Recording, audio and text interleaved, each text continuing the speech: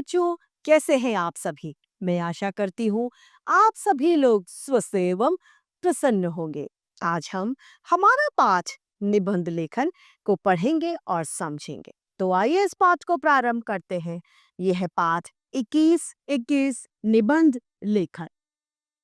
निबंध दो शब्दों से मिलकर बना है, नि और बंध, यानी गुथा हुआ, यानी बंधा हुआ या फिर गुथा हुआ। निबंध में सीमित शब्दों में दिए गए विषय को भली भांति से वर्णन करना होता है। जो भी विषय हमें दिया गया होता है उसके बारे में हमें विस्तार से उसकी जानकारी देनी होती है, लेकिन हमें वर्तनी में अशुद्धियों का विशेष रूप से ध्यान रखना चाहिए।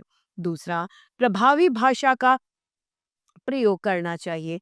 बार बार एक ही बात को नहीं दोहराना चाहिए। निबंध में पहले हमें रूपरेखा बना लेनी चाहिए, फिर विषय का प्रतिपादन सरल और प्रभावी भाषा में किया जाना चाहिए। उपयुक्त उदाहरणों उदाहरणों मुहावरों, लोकोक्तियों, सूक्तियों एवं काव्यात्मक उदाहरणों के प्रयोग से निबंध प्रभावी बन जाता है। यदि हम इन सभी लोकोक्ति मुहावरों आदि का प्रयोग करते हैं तो उससे निबंध जो है वो बहुत ज्यादा प्रभावशाली बन जाता है। प्राथमिक स्तर के विद्यालयों के लिए शब्द सीमा होती है 125 से 150 शब्दों के बीच में निबंध लिखना चाहिए। यहाँ पर हमें स्वतंत्रता दिवस के ऊपर निबंध दिया गया है। आइए इस निबंध को हम पढ़ते हैं। भारत में 3 राष्ट्रीय पर्व सारे देश में धूमधाम से मनाए जाते हैं। स्वतंत्रता दिवस, गणतंत्र दिवस और गांधी जयंती। स्वतंत्रता दिवस प्रतिवर्ष 15 अगस्त को उत्साहपूर्वक मनाया जाता है। हमारा देश अंग्रेजी शासन की दास्ता से 15 अगस्त 1947 को स्वतंत्र हुआ था। भारत को लंबी गुलामी से मुक्त कराने के लिए महात्मा गांधी के नेतृत्व में एक लंबा आंदोलन चला। इस संघर्ष में हजारों देशभक्तों ने अंग्रेजों के अत्याचारों का सम्मान किया। अनेक सत्याग्रही शहीद हो गए। अंग्रेजी शासन ने भगत सिंह आदि क्रांतिकारियों को फांसी के फंदों पर चढ़ा दिया।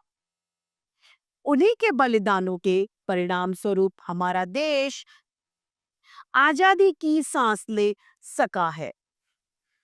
स्वतंत्रता दिवस को देश के प्रत्येक भाग में धूमधाम से मनाया गया। लाल किले पर विशेष समारोह का आयोजन होता है। वहां प्रधानमंत्री राष्ट्र ध्वज फहराते हैं तथा राष्ट्र को संबोधित करते हैं। प्रत्येक नगर गांव में तिरंगा झंडा फहराया जाता है।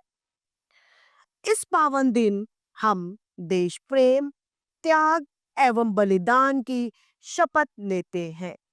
तो इस तरीके से स्वतंत्रता दिवस का निबंध समाप्त होता है। यहाँ पर दूसरा निबंध दीपावली पर दिया गया है। आइए इस निबंध नंबर 2 को हम पढ़ते हैं। दीपावली किस दीपों का त्योहार है।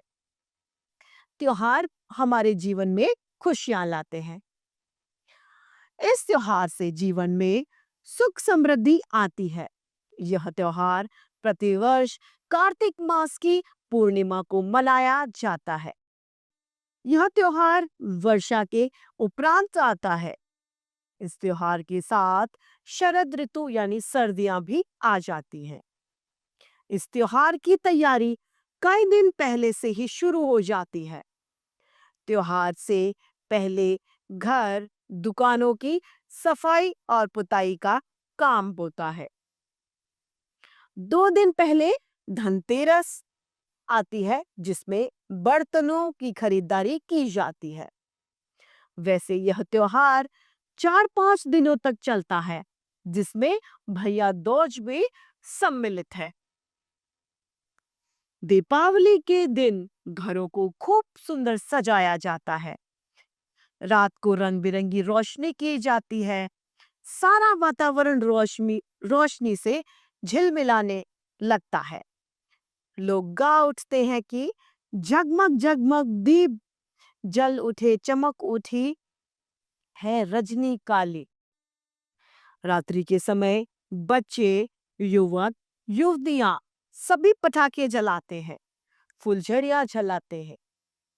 चारों ओर खुशी का वातावरण छा जाता है। रात्रि को गणेश लक्ष्मी पूजन होता है। वैसे यह त्योहार श्री राम, लक्ष्मण, सीता के वन से लौटने की खुशी में मनाया जाता है। इस त्योहार पर यह ध्यान रखना चाहिए कि जलाओ दिए पर रहे ध्यान इतना, अंधेरा धरा पर कहीं रह ना जाए।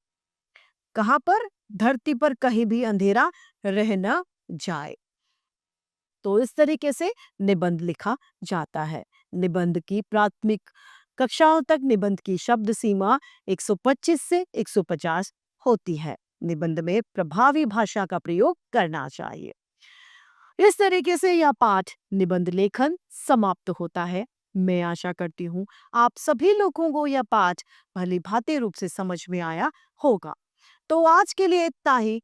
फिर मिलते हैं। धन्यवाद।